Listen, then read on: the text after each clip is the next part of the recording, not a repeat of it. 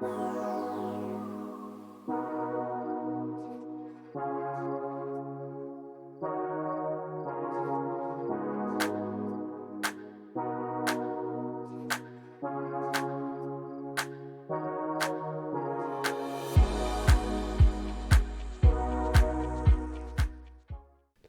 and gentlemen, welcome back to You're Havin a...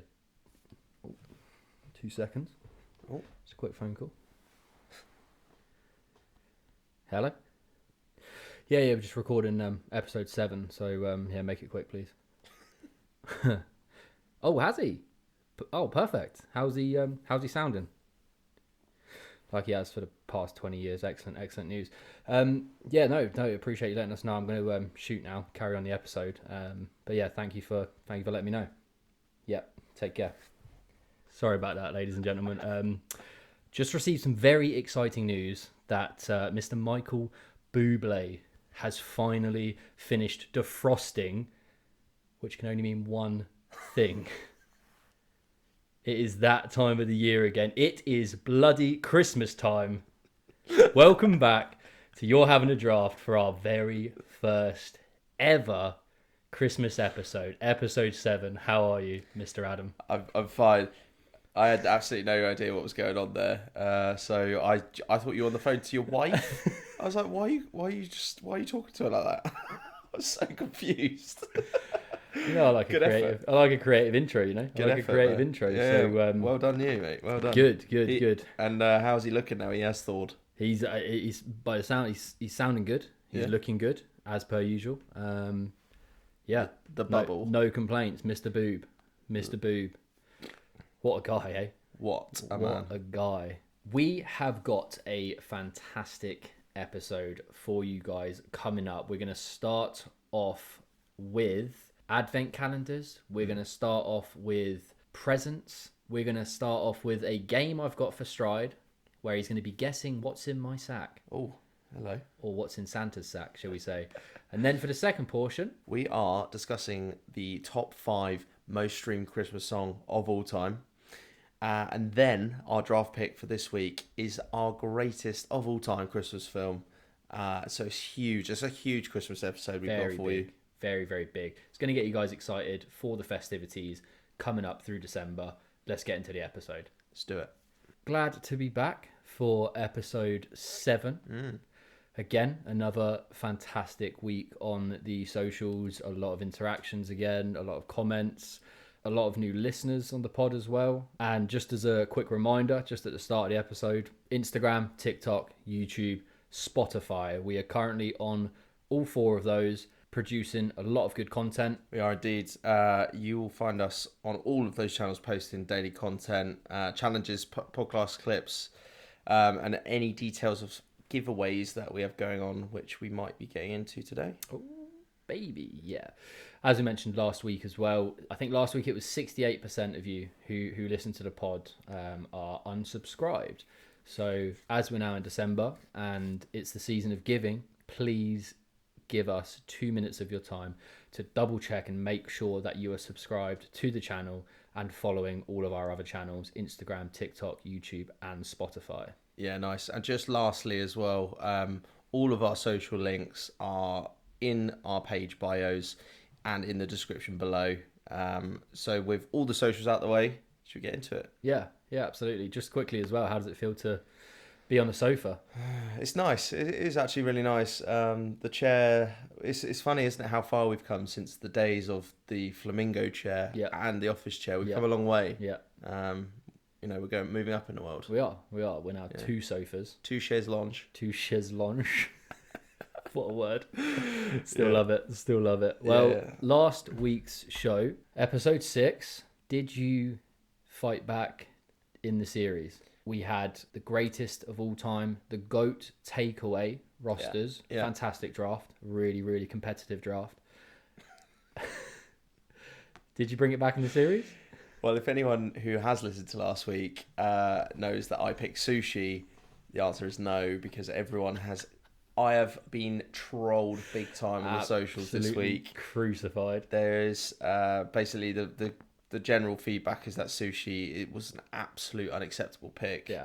I love it. I just stuck true to my guns and my personal preference. So, you know, I knew I was going to take a battering, but I'm okay with it. It's 5-1 down in the series. That means it's a stalemate. Sam actually can't lose this series, and we're only 6 episodes down. So 21-8 on the votes, and I think the funniest thing is that my basic bitch food taste actually won me that, and well, a combination of the two, because I think a lot of people have said, at least 5 people have said to me they were going to vote for you until you revealed your 5, and then threw their device at the wall after hearing sushi at number 5. Yeah, but we move. That's move. Why it's your pick, right? That's my pick. Your draft pick. You're picking the team. This team need to go out and fight for you week on week, and they haven't got your back in. I'm useless. I'm useless without my back in. All right, that is out of the way. As you know, it's now the 1st of December for all of our listeners out there. It is Christmas time. The festivities are going to be in full flow, and we want to assist with that. We want to assist with it. A few weeks ago, we announced that we are going to do our first ever You're Having a Draft giveaway. Yep. It's a £50 Amazon voucher. We had a lot of entries. We had 113 entries across all our socials. That's awesome. Very good. Very good. So thank you to all of you who entered. Okay, so the way we're going to do this is via an online Wheel of Fortune thing. Okay, it's going to spin around. It's got all of the entries in. It's very, very colourful. I'll spin my laptop in a second so the camera can see, but just while I'm explaining it. Wheelofnames.com is the wheel we're going to be using. All entries are in there. All entries are accounted for. And yeah, we're going to click this. It's going to spin. It's going to tell us who we're going to be giving that £50 Amazon voucher to. If my mic goes a bit quiet, it's because I'm just a little bit further away from it. But ladies and gentlemen, the Wheel of Fortune for this £50 Amazon voucher. Oh, here we go then. Are you ready, Adam? Let's get it.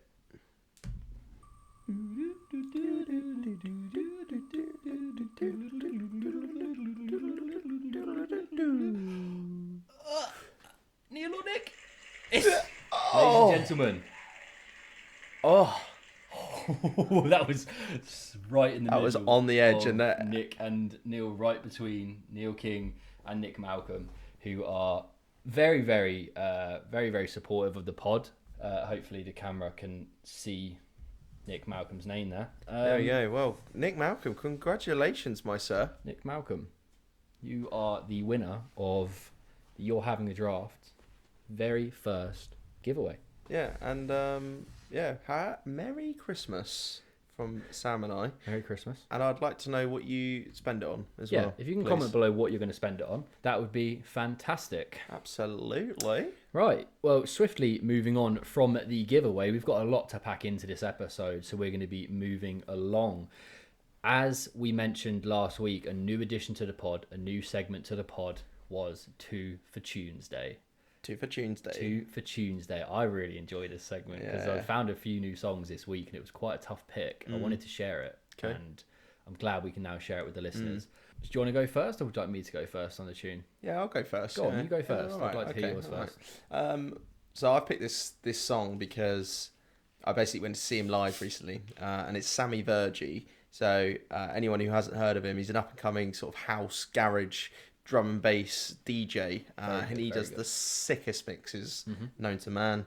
But this song in particular is called Good'ems by Unknown T, but it's the Sammy Vergy remix. But yeah, and also I like his little producer tag. It's like, it's Vergy, isn't it? Yeah. I just like it. Yeah, go and check it out. Check it out. My 2 for Tuesday's pick is going to be Dance No More, which is by Sunday Scaries featuring Kalina Zanders. Nice. Okay. It's very, very Ibiza vibes. Yeah. I know we're coming into winter. I know it's coming to Christmas. However, I'm holding on to that summer as long as possible. Those Ibiza vibes are what we want. It's very much a makes you want to get up and dance kind of song. And it's my second edition for 2 for Tuesdays. 2 for Tuesdays. Right then, let's get into Christmas, shall we? Let's get into Christmas. So, I think that because obviously we're releasing this one on the 1st of December, very topical to the date, should we talk about advent calendars? Yeah, let's do it. Should we start there? Let's do advent calendars. Just first question for you, right? Yeah. What is your go-to advent calendar? My go-to that I get every year is Yeah. a Reese's Pieces one. Okay. Yeah, Okay. I actually got one the other day. It's got little Reese's Buttercups, The actual cups. the mini ones, so they're Okay. like small versions, and then the one you get on Christmas Eve is the two Buttercups. So Okay. I really enjoy it, and getting one of those every day is just delightful, just delightful. And when do you eat your chocolates? Right, first thing in the morning. Yeah, routine. First thing in the morning. Do you ever miss right? them? Do you ever miss your dolls? Sometimes. Is it a bad thing though? Because you've accidentally imagine getting rewarded more because you forgot something. Imagine if work could work like that. If you forgot something at work, you then got rewarded the next day. If I forget an advent calendar, I then get rewarded with 2 chocolates the following day. It's an interesting concept. Yeah. What's your go-to? What have you got? Obviously, I've seen the one you've got. Yeah, I've got a saw it when lint. I came in. I didn't actually buy that. That was bought for me, actually, that one. So if I was picking, I'd probably go for a Kinder Bueno, But I don't know. I've only ever seen them on the shelf. I haven't actually tasted them before, but I just love Kinder Buenos. They come in the small segments, so it's almost like the small little bars where it almost looks like a Toblerone. Yeah. Have you ever seen those little ones? It's basically like 2 squares of that most of the time. Okay. The one I've had anyway. Interesting. Of a Kinder Bueno, and it is lovely. It's very nice. Nice. If you had to create your own advent calendar, what would you put in it? It's a bloody good question. I mean, there's so much you could put in it, couldn't you? Personally, I'd probably go for like something golf related. I don't. What could you put in there though? You can't fit a fucking golf club in there, can you? Like, it's a tricky one, isn't it? It'd just be like tees and ball markers and golf balls, like a sleeve of Pro V1s for Christmas Eve. What would you put in your advent calendar? Well, if it was just confectionery, I think I'd have to go for some sweets. I'm more of a sweet than a chocolate man. Right. So I'd load it up with some Tanfastics, wine gums, fruit gums as well, which is a bit rogue, but obviously I am a rogue man. I've picked chomps and sushi so far. What would you have as Christmas Eve? Bread and butter pudding with a side of chomp? Yeah. How did you know that? I think I misinterpreted the question as well, by the way, because I thought you meant just anything in the world that if you could put in an advent calendar. I didn't realise you were talking about just sweets and confectionaries. So no, I'm quite happy for no rules, freedom on that one. You can do what you want. Okay, well, speaking of that, outside of confectionaries in an advent calendar, the world's most expensive advent calendar. Have a guess at how much it is. 2 million? Not even close.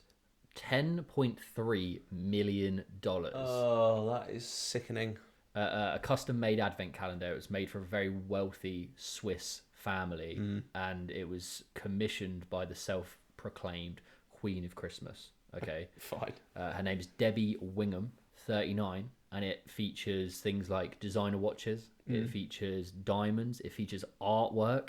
It features holidays. Honestly, mate, it is absolutely ridiculous what some of this stuff is. You can't buy it. She just had it made for herself, and I imagine she probably does it every year. But things like a Chanel purse covered in diamonds, so like all custom made stuff, a gold Arabian lamp with diamonds and emeralds. It's just mayhem, isn't it? It's just imagine having that much money that you had the freedom to do that. Carnage. Mental. Absolutely mental, mate. Absolutely mental. But I'd just like to know why my mum never did that for me, but well, it's a question for another week, perhaps. Yeah, Trace, sort it out. Trace and Heath, why are you not doing that for us? Obviously, our mums treated us well at Christmas. They did. We both probably similar upbringings in terms of Christmas and things like that. What is a present that just really sticks in your mind from any time, from any age up until this age? That's a good one, actually. So I remember when the PlayStation 1 came out, the original. Yeah. So that was top of my list and my sister's list at the time. And basically, my parents had wrapped it, but they didn't put it out. So we wrapped all of our other presents. It was a pretty cruel game looking back. Yeah. But we unwrapped all of our other presents and got to the end, and there was no PlayStation. So absolutely devastated, of course, broke down in tears, and then they actually bought it out. Savages. That's so brutal. But what? But then from that moment on, literally Spyro the Dragon, just played that non-stop. Did you have the big square, like the big square one with the flip up lid? Yeah. It's just iconic. So that was awesome. Apart from the devastating crying, obviously. Yeah. Crushed dreams. It was great. Beyond that, I actually got a Woody doll from Toy Story. I really, really love that. I had When I was, Buzz. did you? I got Buzz. Oh, that's cool. I got Buzz. Did you? Did it have Andy written on Yeah, the yeah, bottom yeah, of it it? did, yeah. Yeah. I had Buzz. My older brother had Woody. So Love that, we love had this, that. probably the same one because it was just Pull the little ring Yeah. on the back and it just talks yeah. to you, The right? Buzz Lightyear one had the button where his wings popped out. Oh, unreal. Fun fact about the Woody doll. Yeah. Wasn't actually Tom Hanks. It was his brother did all the voices for all Really? the dolls. Yeah. Brilliant. So there we go. That's brilliant. Well, you can be the Woody to my Buzz. Anyway, what about you, mate? There's two that stick in my. I've had some fantastic presents, and again, like I said, very, very lucky and very, very fortunate with having the parents that I do who treat us honestly. They, even at the age of like, even a few years ago, we were still turning up to the house. I'm 30 now, and we turn up, and my mum's got like 50 presents for us under the tree still. I love She just that. feels like she has to do it. We're so big on Christmas in our house, and big, like a lot of presents under the tree, and a lot of giving, a lot of receiving is a big part of that. Yeah. So she loves doing things like that. But I think the ones that stick in my memory the most is when I was really young. My mum bought us a Jeep, a little mini drivable Jeep. Oh. Me and my older brother, and probably my little brother as well at the time, because he would have definitely been around. He'd have probably just been plonked in the boot or something. And we would just drive around the street in it, and at the time it felt like you were flying. It felt like you were going fast, just driving around the street in a big red Jeep. And then another one which really sticks with me, and I absolutely loved it because it got so much use out of it, was when Pokemon was obviously massive. Me and my older brother got Pokemon marbles each, Nice. and we would just play Pokemon marbles for hours and hours and hours. And my mum and dad were probably sick of the little clinky sound of it, you know, the little glass on glass marble hitting. Sometimes the smaller presents are the most fun, though, right? Yeah, yeah, absolutely. Speaking of presents, I have got a sack with one present in. It's an imaginary one. I don't actually have a present for you, Fine, unfortunately, okay, mate. all So right. sorry if I Got my hopes up. Got your hopes up Dashed again, them. ready to smash them down. Bam. We're gonna play What's in Santa Claus's sack. Santa. Santa, if you like. Yeah, Santa Claus. Nice. Okay. All All right. right. Okay. I'm gonna give you. I've got an item. Okay, it's written down on my screen as we speak. You get 20 questions. Okay. We're not gonna. It's, rapid fire kind of questions. See if you can guess what's in the sack. That is interesting. Okay. All right. 20 questions is probably more than you think as well, because you could ask one question and limit it down so much. Yeah, you've. And it is Christmas themed. I'll give you. That's the clue. Okay. It has to be Okay. Christmas themed, right? First I mean, of you've December. caught me cold, so this is tricky to get the questions on the spot. But I'll try and go through a few and Just try and bob play and it. weave, my man. Just Bob and weave, baby. Bob and weave. Right. Value of the present. Is it below £10? Yes. Can I eat it? Yes. Is it a chocolate bar? No. Is it a sweet treat? No. Can I find it on my roast dinner plate? Yes. You You got 15 questions still, so you This can is just good. This is good. rattle them off. Is it a pigs in blanket? Is it? 6 questions. Yeah. So, do you know what? When I said you could narrow it down with one question, it was the food one. It's the basically, food, and bang, Yeah, straight of in with the course, food. instantly. Oh wow. Fuck, that was good. I Am I love that that. predictable to have gone for a food and a pigs in blanket? Yeah. Fuck. Oh, shit. All right, maybe I should have gone for something else. It was No. between that and a Yankee Candle. Maybe I should have gone with the Yankee Candle. I wouldn't have got that, to be fair. But it Christmas was. scented one. Do you know what? It's about time I got something good on this pod. Do you know what? Thanks for doing bringing my it- confidence up. For doing it in 6, I'm gonna give you a point. Fuck it. Is that? Yeah. Yeah, genuine. Yeah? Yeah, you can have a point. It's now 5-2 5-2 in the series. in the series, ladies and gentlemen. So it's now all to play for again. Yeah. Now it's all to play for. And we are playing for one whole plate of pigs in blankets at Christmas. Absolutely. That was a lot quicker than expected. It was. Yeah. It was a 6 lot questions. quicker. 6 questions out of 20. Fuck. Need to be less predictable. Fuck. Maybe I shouldn't have told you it was Christmas themed. Well, it's not the first time something quick's come out of Sam's sack. It's the same size as a pigs in blanket. Oh my god. Right, let's go have a quick comfort break. Grab a drink, and we'll be back for a very festive filled back nine here. A festive field, second portion.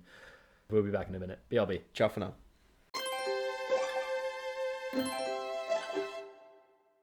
Welcome back, everyone. We are very refreshed and ready for the second half of this Christmas episode. And as discussed earlier, we are going to be going straight in to the top 5 most streamed Christmas song of all time. So beforehand, as we normally do, we've sent our top 5 to each other without obviously doing any research prior to that. And do you want to read us through your top 5? It's been an absolute pleasure to. And do you know what? You know I fucking love Christmas songs. You do. I absolutely love Christmas songs, and I genuinely believe that I've got a top 5. I honestly think this could be the first 5 out of 5 we've seen. That's a bold strategy, Cotton. So, number 1, I've gone Mariah Carey, All I Want for Christmas. Right. Number 2, I've gone for Wham! Last Christmas. Classic. Number 3, Band Aid, Do They Know It's Christmas? Pogues, Fairy Tale of New York in at 4. And then I've gone with Michael Bublé, the Frosted Man, Beginning to Look a Lot Like Christmas in at 5. My top 5. So top, I went with Mariah Carey, All I Want for Christmas, followed by Wham! Last Christmas at number 2. Then I went for Chris Rea, Driving Home for Christmas at 3. Such a good song. It's a banger. Such a good It's a sneaky song. one as well. It's not really the one that everyone runs to, but I love it. Driving home for Christmas. Then I've got Wizard, I Wish It Could Be Christmas Every Day, which I thought it was Slade actually, Slade. but it's not. No, it's Wizard. And then I've got White Christmas by Bing Crosby. I've got the results here then. Digitally this week. We haven't got no envelope, so... Yeah, sorry. It was sustainability. Yeah, okay. Obviously, yeah. Well, we use the same envelope every week, so... Save the trees. We've only got one envelope left, so... Right, top 5. Oh, dear. Give us 10. You're right, at 10 to okay 1. then. Top 10. Here we go. At number 10, we have got Brenda Lee, Rocking Around the Christmas Tree. Ooh. Don't even know how that goes. Rocking around The Christmas tree. Anyway, number 9, I Wish It Could Be Christmas Every Day by Wizard. Brilliant. Hard, yeah. So that's one of mine gone. Number 8, Ariana Grande, Santa Tell Me. That's in at 8. yeah. Tell me. That's really silly, isn't it? Number 7, Step Into Christmas by Elton John. Number 6, It's Beginning to Look a Lot Like Fuck. Christmas there goes my by top Bublé. 5. There goes my 5 out of 5. He was Sweet. confident, chat listeners, but unfortunately he hasn't done it. Number 5, Do They Know It's Christmas by Band Aid. Yeah, it was always going to be top 5, wasn't it? Yeah. Number 4 is Merry Christmas Everyone, Shakin' Stevens. That's a very good song as well. Number 3, Fairy Tale of New York by Pogues and Kirsty MacColl. You scumbag, you maggot. You cheap lousy. No. Last Christmas by Wham! Is number 2. Number 1, All I Want for Christmas, Mariah Carey. Fuck, man. Almost a 5 out of 5. So I think you got 4 out of 5 there. I got 4 out of 5. Yeah, With Michael and, Bublé sitting at 6th. It's very good. Yeah. Very good. But That's the best so far. Like I said, I love Christmas songs. Yeah. Well, you know what that means, listeners? That means that Sam has once again got the first pick in the draft this week. Well, let's get into our draft pick. We are assembling the greatest Christmas film roster. Yeah. And my roster, the captain of the team, is going to come in with the big man himself, Will Ferrell. Elf. He's taking the big hitter. 2003. It's a banger. What a film. What a film. And the concept is so simple, right? A man raised as an elf in the North Pole. And then he goes and finds his true identity. It's just such a good film. It's a very, very funny film, as with all Will Ferrell films. Our comedy film roster was dominated by Will Ferrell. And our Christmas film roster begins with Will Ferrell. He's just an incredible actor. Yep. Real broad range there. But it's just such a silly film as well, isn't it? There's just so much in it where he is just so oblivious to the way the world works. But he just plays that character so well, and it's very funny because of that reasoning. Obviously, it's got a few cameos in there. Peter Dinklage as the kind of the storyboard, like this big hotshot storyboard planner. Oh, you got an elf. And he's like, Test me, say elf one more time. He's just like, he's an angry elf. He just goes and drop kicks him. It's great, isn't it? So good. So good. A fun fact as well about Elf is that Will Ferrell suffered from sugar-induced headaches throughout the filming. I saw that. Because he was playing the character of Buddy, where his diet is literally candy canes, candy corns, syrup, where he puts all the syrup on the spaghetti bolognese, doesn't he? Where he takes it in like a bag for lunch. It's just amazing. It's great. Also, the director of the movie makes a sneaky cameo in that film. Does he? Yeah, when they go for the paternity test and he's like eating all the cotton buds. The doctor was the director of the film. Yeah. Oh, that's brilliant. There we go. Brilliant. Yeah. Well, it's a huge film. Good pick. Huge pick. Locked in. Number 1 draft pick. Nice. Okay, that leads me into my top pick then. I'm going to go down my list and take Home Alone. 1990. Good pick. Bit old film actually now, isn't it? Yeah, Macaulay Culkin before he got Michael Jacksoned. And then also his brother was also in that film. He was the bedwetting cousin. Okay. Never knew that. But yeah, it's just a really, really good film. I don't know. I'm not really sure what it is about the film. It just feels, as a kid watching it, it kind of just like feels like really naughty, mischievous. Yeah.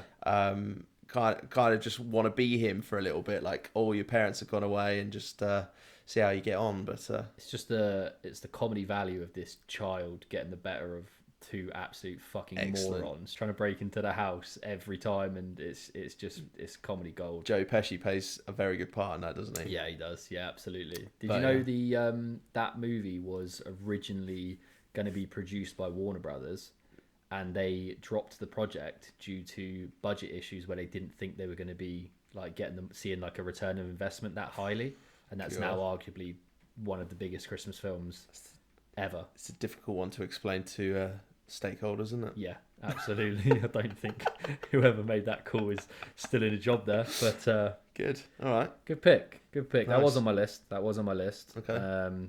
Number 2 for me is the man or the thing who tried to steal Christmas, and that is the Grinch. It's my third. 2000.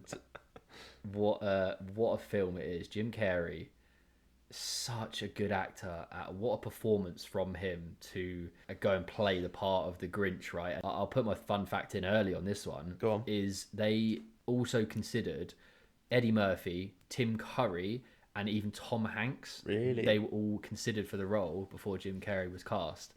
And to be honest, you look at it now, he's the perfect person to play a character like that, right? So the film's obviously based on the Dr. Seuss book, How the Grinch Stole Christmas. And the Grinch was actually based on Dr. Seuss himself, obviously the writer. Yeah. And the reason for that is because he was feeling like really terrible, and he was feeling very down in the dumps and very miserable around Christmas one year because his wife was quite ill. So he created the story of the Grinch, and the rest is history. What a film. Unbelievable film. Yeah. It's very, very good. Very, very funny. It's got the record for the most extras in full costume and heavy makeup of all time. Really? Yeah. Okay.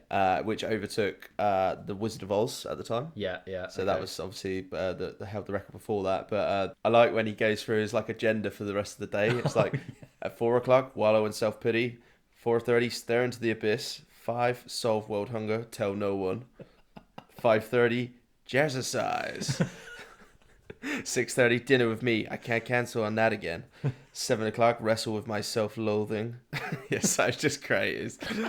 He's just comedy genius, isn't he? He is, yeah. Locked in at 2 for me is the Grinch. What have you got for me? Come on, give me a 2, and don't take any of my top 5. My number 2 is going to have to be The Santa Claus.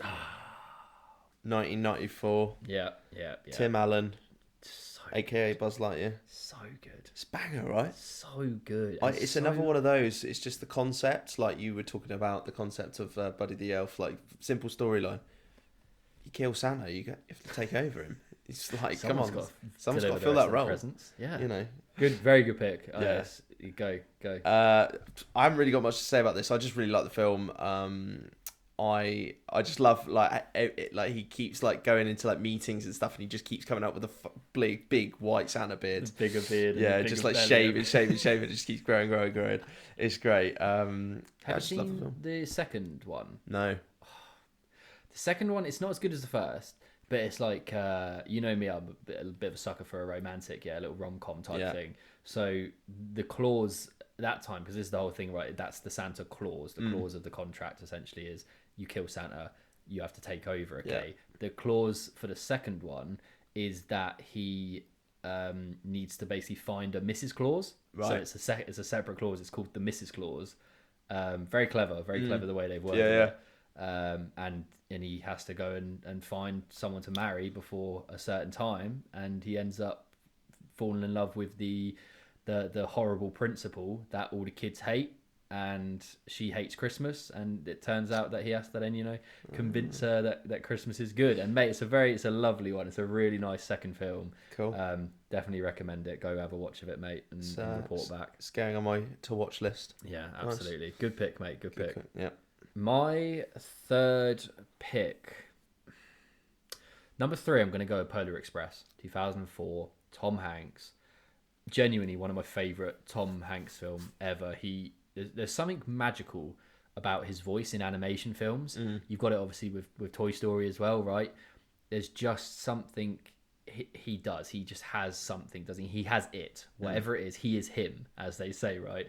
But he voiced 5 characters in that film. Wow. Yeah, 5 characters he voiced, but it's based on a boy who takes a train ride to the North Pole on Christmas Eve. It's a very, very heartwarming film. It's one of the only films that can make me feel like almost like a big kid again when it comes to Christmas, and I fucking love it. But a fun fact on it as well is it's the first movie ever filmed entirely with motion capture. So motion capture is obviously the process by which filmmakers animate characters using recordings of live action movements. In 2004, that was still a very relatively new technique. Yeah. And it was the first film ever to do it for the entire film. Yeah. So Polar Express, 04, locked in. In at 3, Polar Express. Okay, interesting. Okay, my 3, The Muppets Christmas Carol. Yeah, banger. It's a huge film. Banger. 1992. We weren't even alive, so no, we were just being thought of. Yeah, that's funny. That's a good way to put it. Nice. Yeah, it's a good film. Really good film. I always fascinates me whenever there's like a puppet film. Like, I'd love to see the set of how they shot these films. Yeah. But yeah, anything with the Muppets is great anyway, isn't it? But I really like the story of the Christmas Carol. Yeah, absolutely.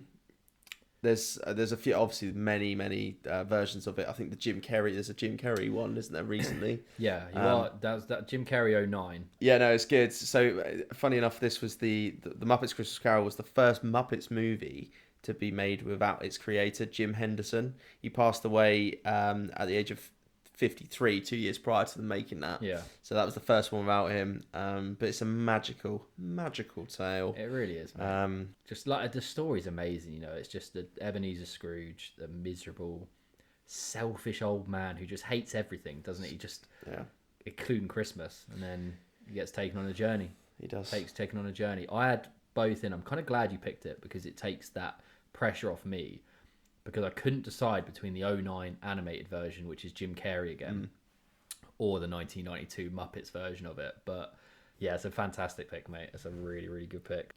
Very good, very nice. Very good, very nice. Very good, very nice. Right, coming in at number 4 for your boy Sam. We're going to go with Miracle on 34th Street, the 1994 version, the one with Richard Attenborough and Mara Wilson, also known as Matilda, as everyone knows her. Yep. Remake of the original, which was 1947. The original. I've picked this one because it's just more our time. It's more our generation that we're going to see. I know it's obviously 94, just when we were born, but it's a great film. Obviously, story about a young girl, her mum, and the lawyer who is their neighbour, and they're essentially defending the existence of Santa Claus in court. The whole believer, non-believer. You watch the film and you come away thinking, "Fuck, maybe he is real." making you a believer. It's making you a believer. But as soon as you put Mara Wilson as a kid in a film like that, there's again something. She just does something to everyone and gets right in the feels. It's a very heartwarming film again. The actual original in 1947, they used Macy's, the big department, Yeah. huge department store, very famous one. For the remake, they actually declined to be involved in the remake because they basically said you can't beat the 47 edition, you can't do it. So in Miracle on 34th Street in the 94 one, they had to call the department store Kohl's. I'd say probably a mistake because it's the newer one is very much a success still. Guess what? What? Never seen it.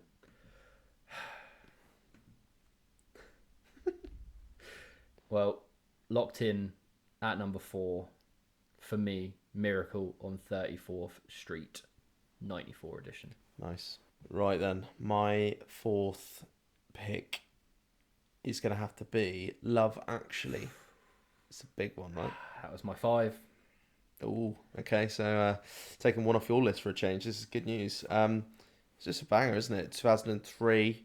I just remember when this came out. I just remember seeing like the cast. Yeah. Like some unbelievable actors in there, right? Uh-huh. Hugh Grant, Emma Thompson, Colin Firth, Liam Neeson, Keira Knightley, Bill Nighy, Alan Rickman. Yeah, of Rest in course. It's honestly great, really good film. A couple of scenes in that I really enjoy is Bill Nighy when he's like, he's trying to record the Christmas song, isn't he? He just keeps like fucking up the lyrics basically. Yeah. Thank you, Anne Ordeck. It's a banger, and also when Martin Freeman and Stacey from Gavin and Stacey are just like filming a porno, just having a chat about like the roadworks on it. It's just great. There's so many iconic scenes in there. Like again, Hugh Grant as the Prime Minister doing his dance around around the gaff, iconic around Downing Street. It's just got a bit of everything, hasn't it? I think it's one of those films that just it's a bit of a roller coaster of emotion, isn't it? It's got like family, it's got romance, it's got weddings, it's got heartbreak, it's obviously got love. There's a lot of iconic scenes in it, like the whole holding up the boards, like say it's carol singers, like the whole that again. It's just such a in the feels film, and I love a rom-com, and honestly, I'm saying for 5 men, that's disappointed that I haven't got it. I'm pleased to get it in at 4. Good for you. I'm really fucking happy for you. Oh, right. Well then, let's go down to one of my other picks then, shall we? We're gonna stay on the rom-com side of things. I feel like I need one in the top 5 here. Okay. I need one in there, so I'm gonna go with The Holiday. Yeah. Okay, 2006. Cameron Diaz, Jude Law, Jack Black, and Kate Winslet. It's such a sneaky film from Jack Black as well, isn't it? Because he's in very different films like Tenacious D, School of Rock, those kind of, and he just sneaks in it with The Holiday. This absolute Mr. Loverman swooping in on on Kate Winslet. Yeah, absolute naughty little sausage, isn't he? Big time. Yeah, follows 2 women, hugely different backgrounds, swap homes for the holidays, and both find love in the opposite side, the other country that they go to, so that the house swap, and they find love.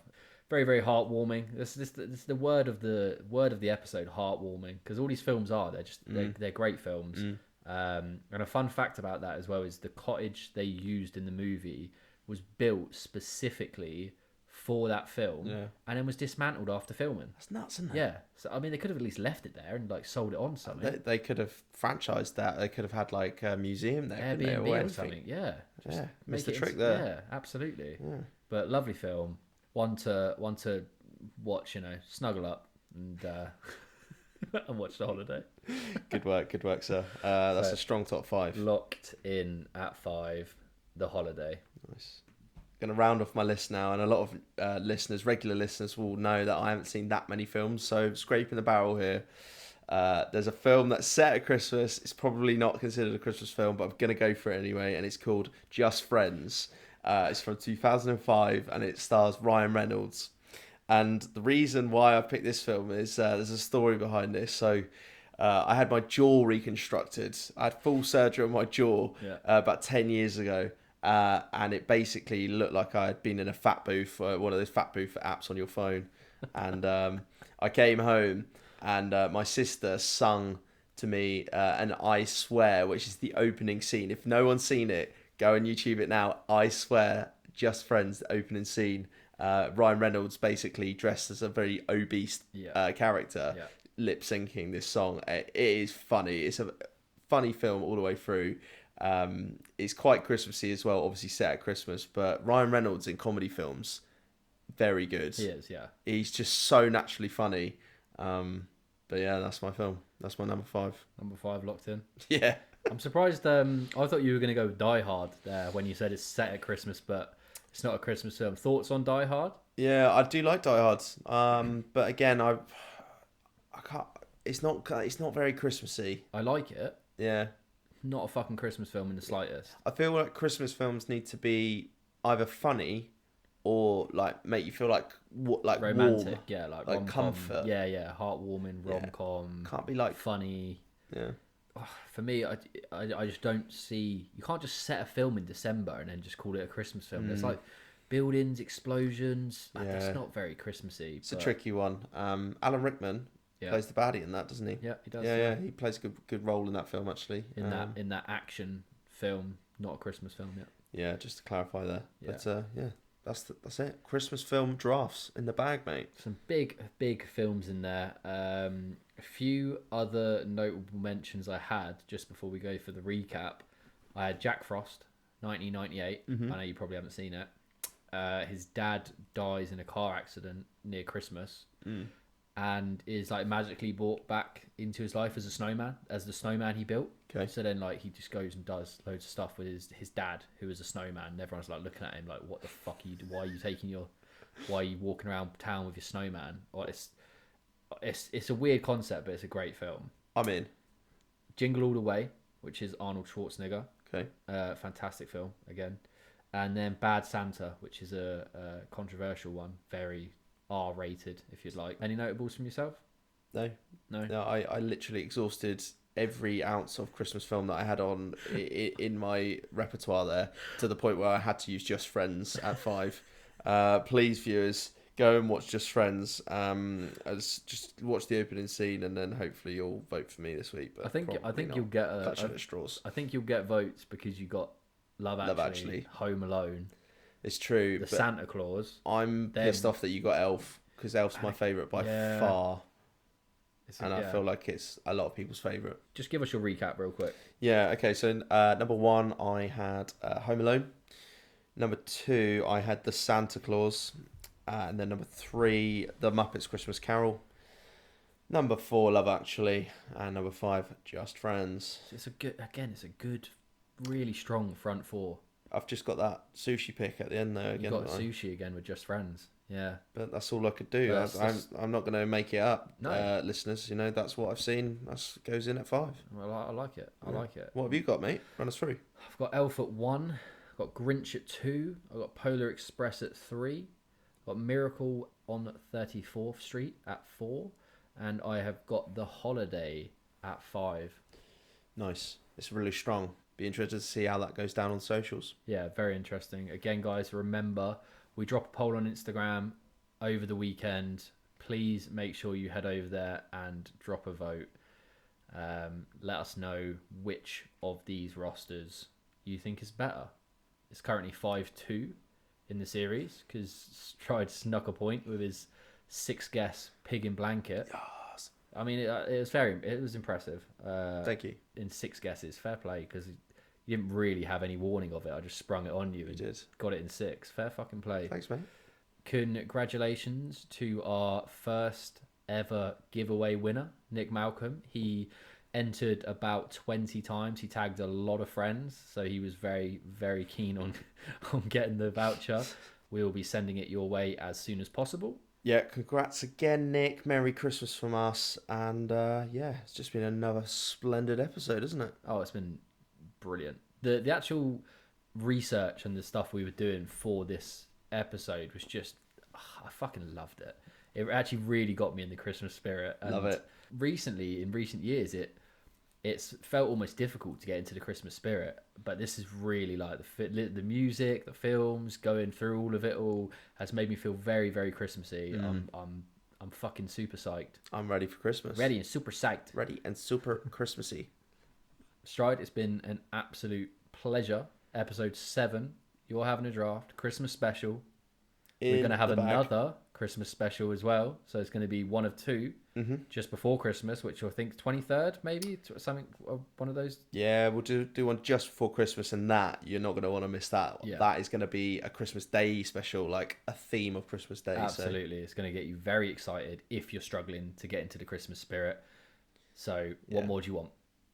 What more do you want? Could not ask for more this December. You're having a draft coming to you live. Well, until next week, mate. Cheers, mate. You're having a draft.